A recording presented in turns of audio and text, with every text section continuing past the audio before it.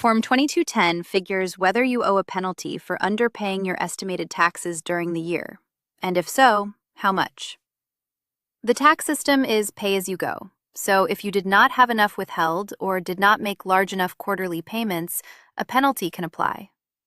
In many cases, the IRS calculates this for you, so file the form mainly to lower the penalty or request a waiver.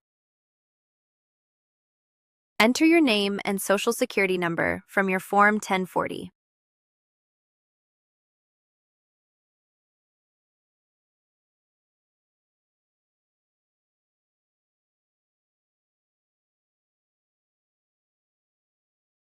Part 1 figures your required annual payment, generally the smaller of 90% of this year's tax or 100% of last year's tax, 110% if your income was high. If your withholding and timely payments met that amount, you owe no penalty. The rest of the form computes the penalty quarter by quarter and lets you request a waiver if the underpayment was due to a casualty, disaster, or other reasonable cause.